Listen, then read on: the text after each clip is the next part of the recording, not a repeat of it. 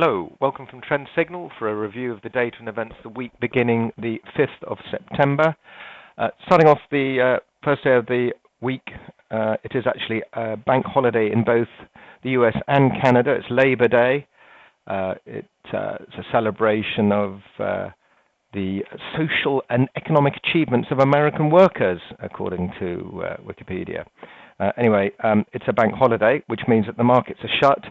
Liquidity will not be affected too much in the UK, but the US, obviously, markets will be closed. We just won't get the usual sort of increase in activity when the US comes in around 1 o'clock and then the opening at 2:30. None of that's going to happen.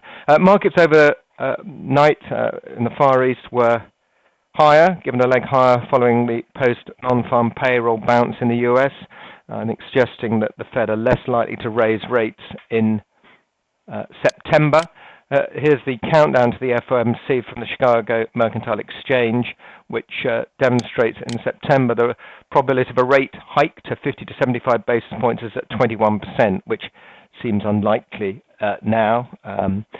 The main bets are on for December, where we're talking about a probability of just slightly higher than 50%. Both September and December probabilities receded a little bit post the non-farm payroll data on Friday. For the record, the data was not as good as expected. The consensus was for a number of around 180. We got 151,000. Although curiously, the previous number was revised up by 20,000 to 275,000. The net effect was not that much worse than consensus, but I think the market, along with the 4.9% headline unemployment rate, felt that the probability had receded. Anyway, time will tell, of course, but I think it's more than likely that we're going to get a rate hike in December of 25 basis points, assuming that the data remains where it has been going. Obviously, yes, and it's after the US presidential election as well. Depending on the result of that, a lot of things could change, but let's see. Okay, so data out this week. As I say, it's all a little bit quiet on the first day of the week. We are expecting the services PMI data following on from last week. Interesting to see how that turns out, with some very positive results from the manufacturing PMI last Thursday coming in at 53.2, which is the biggest jump in 25 years. Friday also saw a stronger than expected construction PMI, 49.2. Not above 50 though, but a big jump from the 45.9 posted in August. So a lot of sterling short bets on sterling were really squeezed. Some of the hedge funds got a little bit ahead. I'm sure some made money. But interesting comment in the Financial Times from a UBS wealth manager, Jeffrey Yu, suggesting that had the UK not voted for Brexit, or Brexit had not happened, you'd have had an exchange rate around 160 to 165. So really the inference is that at least 30 cents of bearishness is built into sterling against the dollar, which is a lot of negativity factored in. Hence the squeeze that we've seen in sterling. The rest of the week, we've got the key event really will be the European Central Bank monthly policy meeting on Thursday. We expect no change in rates, no change in the stimulus. It's still too early to decide, but the European or Eurozone economy continues to sort of bounce along the bottom, really. Last week's inflation data was less than impressive, in fact, worse than consensus. But there's not a lot I think the ECB will react to just for now, although there is quite a bit of speculation in the press about what else the European Central Bank could do, and there's a discussion about perhaps even buying equities in some fashion. But that, I think, will be a bridge too far for members of the Governing Council of the European Central Bank.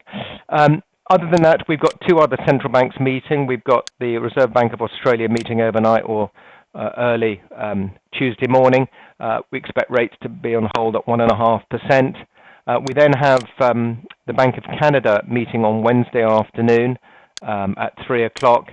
We expect no change in those rates as well, but certainly the commodity currency economies have been hit quite badly as oil continues to fall.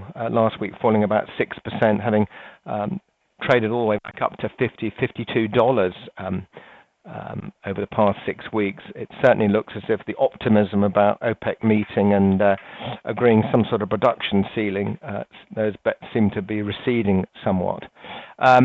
So other than that, we've got a lot of the services data coming out. I've already talked about the services PMI in the UK.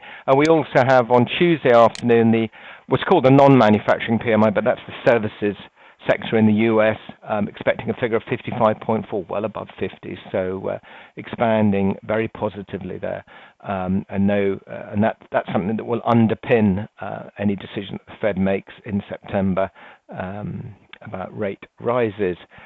We then have manufacturing production on Wednesday in the UK. We've already talked about the Bank of Canada.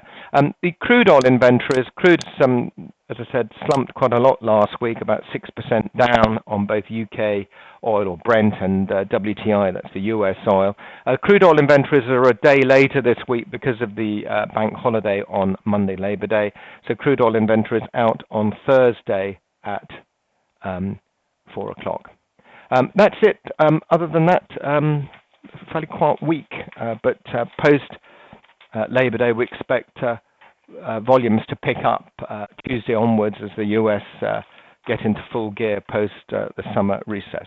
Thanks very much for listening. Bye for now. If you would like more information about trading the right way, Trend Signal is giving you the opportunity to see and hear about its services live at a free online seminar.